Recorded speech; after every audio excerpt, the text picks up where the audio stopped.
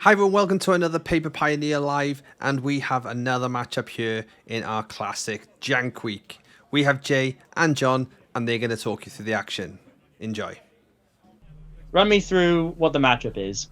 So the matchup is someone with an upside down mat, which is honestly a crime against humanity. He should never be allowed back, and someone else with a mat which isn't in line with the other mat. So I'm not happy. But in terms of the actual matchup, we've got venerated Rotpriest combo All right. against Hammertime. So basically, cards from the most recent set made into Pioneer decks. So we're sort of the closest thing we can see to standard at the moment. Yeah, I would say so. That the Hammertime definitely uses some older cards, well, like Colossal Hammer. But the Rotpriest deck is pretty much, I would say, apart from the lands and one or two cards, it's pretty much all in standard. So it uses Venerated Rotpriest, of course, a load of targeted stuff that protects it, like Slip Out the Back, Shore Up, Tamiyo's Safekeeping, Tyval's Last Stand. Yeah. And then it also has Storm Chaser Drake, because whenever you target that with your own spell, you get to draw a card, and it has a bunch of synergies like that. And the idea is that they play Rotpriest, they protect it with a load of spells, you can't remove it, you get 10 poison counters, and you hate playing against the deck. I do not taste the salt there at all. Yeah, it's not the most fun deck, especially on Arena. If you run into it a few times in a row, you will just, even if you win, you won't enjoy it. I'm not too sure about how this matchup will go, because Hammertime does not have that much removal. No, so speaking of Hammertime, though, the Hammertime deck, as you said, runs the namesake Colossal Hammer. What this deck's trying to do is it'll get a cheap creature, a cheap threat, normally a warrior, as there are some warrior equipment synergies, and they're just trying to get the hammer on it, and they're going to try to hit you for big damage. Explosive turns. Early game, can win turn 2 out of nowhere. Yeah, so, it's pretty impressive. In this particular matchup, the hammer player, if they go first, has a chance to sort of just blow out this combo deck entirely, right?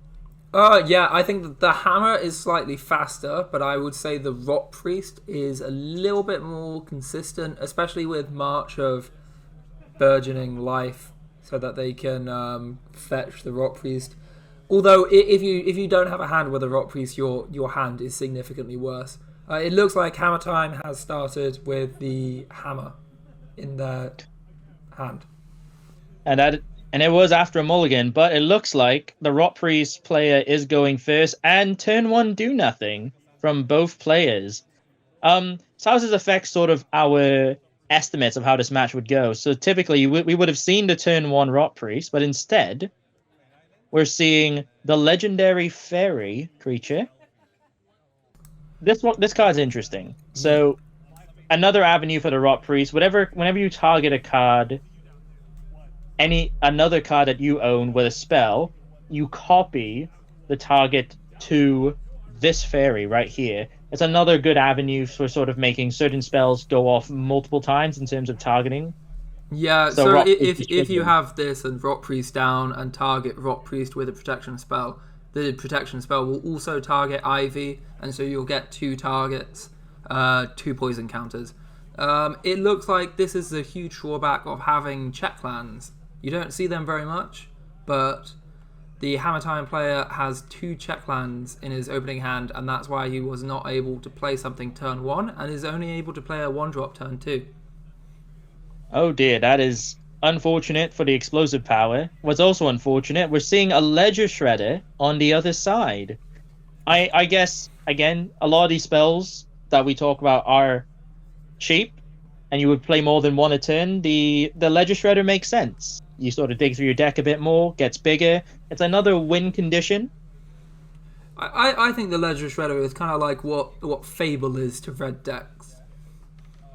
I just think it helps you a little bit with your plan, but it doesn't really help you win with your main win condition. It's sort of just like an outside thing that sort of helps you a little bit, but also just kind of can win the game on its own. And speaking of winning the game on its own, all right. So that was pretty good. He got to when that creature dies, gets to deal 1 damage to any target, and it took out Ivy. I would like to say that I believe the Rotpriest deck, although they don't commonly try to attack someone's health down, they should have attacked with Ivy. I'm not sure why they didn't turn 1. It is, yeah, that is completely true. Maybe as well as having an upside down Matt, he has some possibly backwards thinking when it comes to what he should do every turn. Yeah, but insult aside, it's probably just Rotpriest degenerates. They just forget that they can attack as well. They can deal combat damage. They just want to deal poison damage. So we see the hammer come down. We see Skrelv there, and we see a fighter class. So the fighter class is there to search for the hammer. I believe the hammer is being added to hand. Yes. But with Sagada's Aid on the board, this could easily turn into an 11/11 Toxic 1 Skrelv. But this time, not forgetting his combat step, he attacks with 1 Ledger Shredder, holding 1 back to block the Skrelv. Okay. He is aware of the hammer and Sagada's Aid on the board as well. So the hammer does come down. Sagada's Aid immediately attaches it to the creature. Oh, and a response. Oh, Tamio's safekeeping. Keep the Ledger Shredder alive. Yeah, I'm not sure. I feel like the Rotpriest deck has just kind of lost at this point. They don't have any interaction really, and it's so hard to deal with that Colossal Hammer. So now we see the second spell. They want to play a Shadow Spear, which gives Skrelv lifelink as well. And once again, with Sagada's Aid, immediately attaches it to the creature. Yeah, so and it allows you to cast the equipment spells that flash. Yeah, and but the Skrelv now has Trample. Ah, okay. So damage is going through as well as lifelink. Yeah, did we just miss a trigger there? Because I believe those equipments are still cast, and that was his second spell. So both Ledger Shredders should trigger first before damage. They should trigger, but it's the Rotpriest player. He's completely missed both triggers. Yeah, well that's not very good, especially if he doesn't have a Rotpriest in hand and is trying to find one. I'm not sure what kind of draw the Rotpriest player could have to stop Skrelv from just attacking. He has quite a bit of life to get through. I think Skrelv is currently a 12/12 with the Shadow Spear, the Hammer, and Skrelv's initial power and toughness. So it's not enough to outright kill the Rotpriest player. Thank you for watching this, and whilst you got a minute, if you would subscribe, that would be awesome. It's free, and you can always unsubscribe if you're not into Magic anymore or Pioneer isn't your thing. Let's go back to the commentators. Enjoy. Well, the Rotpriest player has some more shenanigans. Oh, March. So March of Swirling Mist will phase out Skrelv. Yeah. It's a preventative measure at this point. So the Skrelv will be out of the game, essentially, or out of the board, until the beginning of the Hammertime player's next upkeep. But, so they're sort of discussing it. They're sort of saying, oh yeah, what's it doing, what's happening. Phase out is a strange mechanic. It is a strange mechanic. So Swirling Mist specifically targets creatures, but when you phase them out, anything attached to the phased out permanent doesn't leave the permanent. It goes with them. Which, it's understandable. It's not an interaction that happens a lot. It's a very recent mechanic. But, and for Mirrodin shows up. Yeah, another recent mechanic. Yeah. So for Mirrodin is a mechanic attached to certain equipment cards from the new set. Phyrexia All Be One. where it creates a 2/2 rebel token every time you play it. So, kind of like the old Germ token from the old Scars of Mirrodin days, just for the Mirrodin side now. My question is, why didn't they play that at instant speed? Just for funsies, just because they can? Don't know. Maybe, I mean, there's an argument to be made that maybe they are trying to see if there was a counterspell, sort of see some interaction. But right now, the Rotpriest player has just attacked with both creatures again, and is looking at lethal on the board at the moment. Yeah, they most likely maybe have another march or slip out the back. I suspect they're going to do something to Skrelv.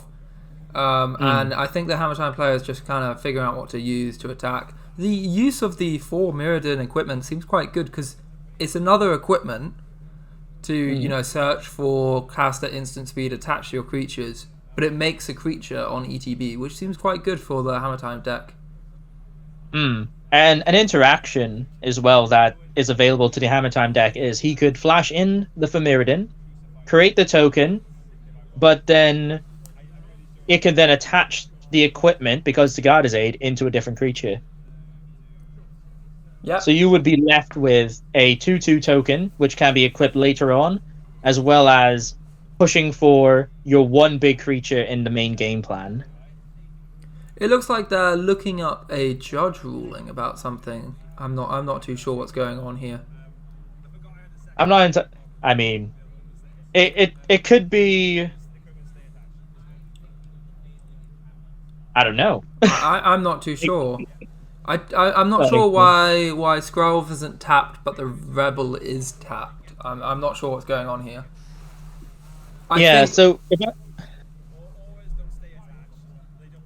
Okay, so if I was the Hammertime player in this position, and I'm trying to play around a spell that's gonna, target my creature, in this instance, Swirling Mist.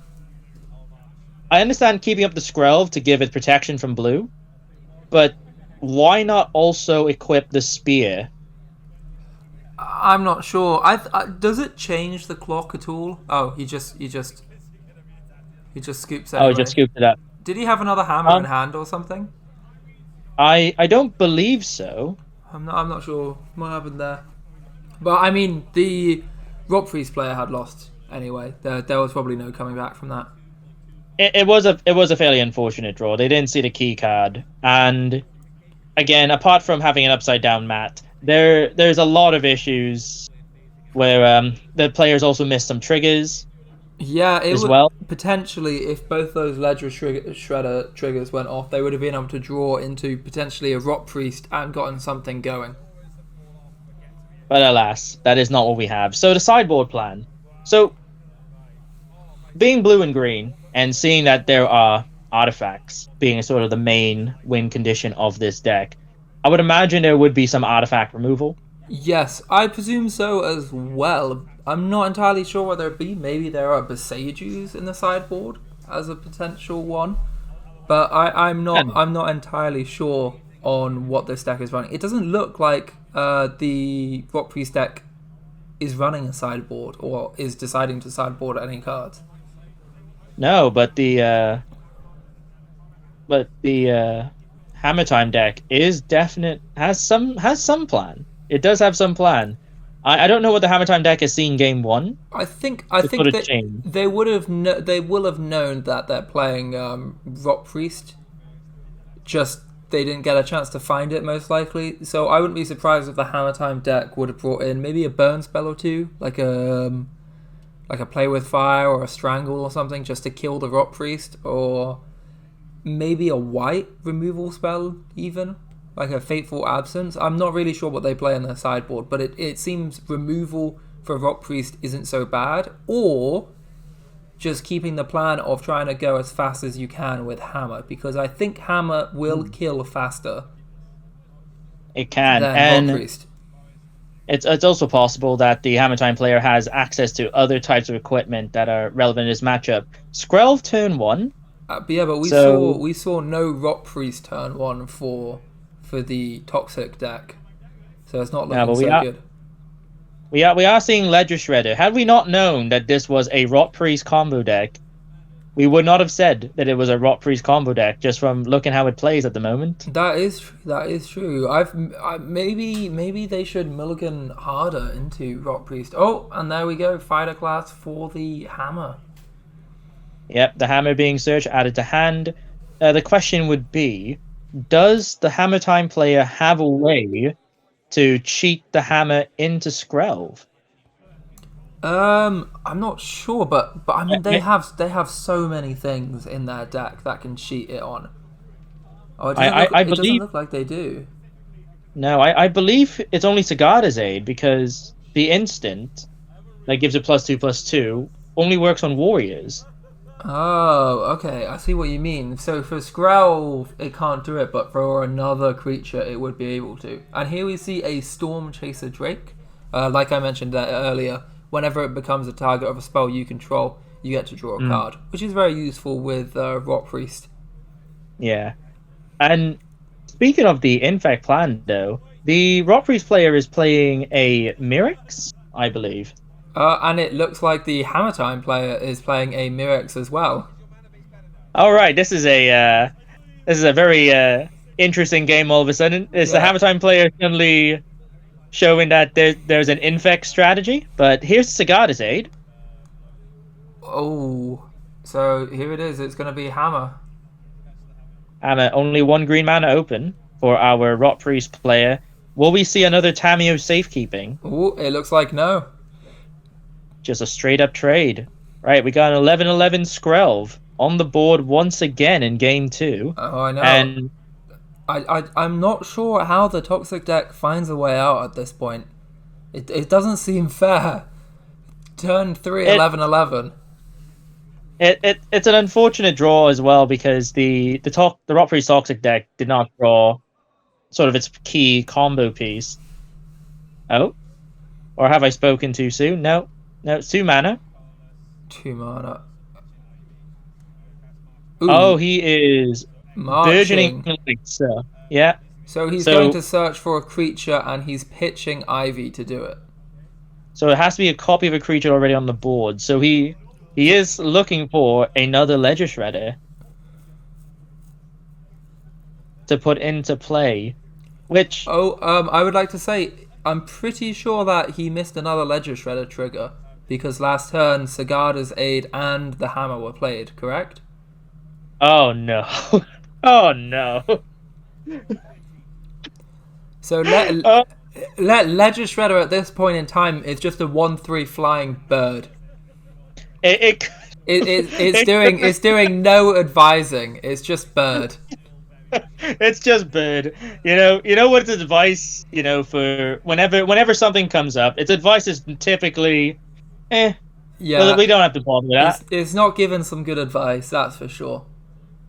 No, unfortunately. I see a Nahiri inside Hammertime's hand. The new one. The new Planeswalker from All Will Be One. Yeah, completed Nahiri. Completed as well, yes. Yeah, I think it has some good synergies. I think the plus lets you rummage, and then you can also Ginger Fruit. This is a good card to get around cards with Defender. Oh, it can only be blocked by cards with Defender, so it can become unblockable, but sneaky reveal. So we see a march to phase out the 2 creatures. Yeah, so taking them both out of combat. But I still don't see how the Toxic player does anything here. No, but... And here's a Nahiri. Take 2 life because it's completed. Oh my word, wait.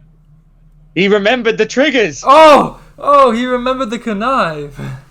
But they were both lands anyway, so they are still just 1/3 birds with flying. But that's some good, it's some good advice. They were like, they told Toxic player to mill 2 lands so they can draw some better stuff next turn. You know what? Sometimes maybe the Ledger Shredder just graduated from university, kind of doesn't know what's going on. Oh, with life. this is my favorite thing. The Nihiri is Phyrexian text, so they have to look up what it says. So Oh dear. he's choosing to discard a card to draw a card. I think the minus brings a creature or artifact back from the graveyard, gives it haste, and then exiles it at the end of turn. Okay. Speaking of end of turn. Speaking of end of turn, though, the Simic player, the Rotpriest player, has ended their turn, and it's back to the Hammertime player. The Rotpriest player is still looking at an 11/11 Skrelv. Yeah, I think it's just over the Rotpriest player. I think the Hammertime player just needs to attack with both every single turn. But he's choosing just to attack with the Gingerbrute. Is this a sign of another hammer in hand? He can make the Gingerbrute unblockable, but he's choosing not to. Yes, there's another hammer in hand. Attaching it to Gingerbrute. Yeah, a nice synergy is. There we go. They've been given some advice. Connive triggers have been called. An interesting synergy is Sigarda's Aid says whenever an equipment enters the battlefield under your control, you may attach it to target creature you control, which means Nihiri's minus would be able to equip the hammer if Sigarda's Aid was out. So if they were playing against some artifact removal, I believe that they would be able to use Nihiri's minus ability to bring the hammer back, equip it using Sigarda's Aid, and then attack still. The hammer would get exiled at end of turn, but usually you only need 1 or 2 bonks from the hammer. And in this case, we have a little gingerbread man with a hammer and a spear attacking in for what is 12 damage with lifelink. The manual taps, of course. No other way to do this. But 8 to 29. The Rotpriest player can still win on combo. Oh, prologue to Pyreses. Oh, he seems ecstatic about getting a poison counter. This is the first time across both games that he's gotten a poison counter on his opponent. Oh, but can the Rotpriest player draw the cards he needs to get back into this game? He has 2 slightly more advisable birds on the board. Yeah, but the birds don't do that much, and that's it. That's just game.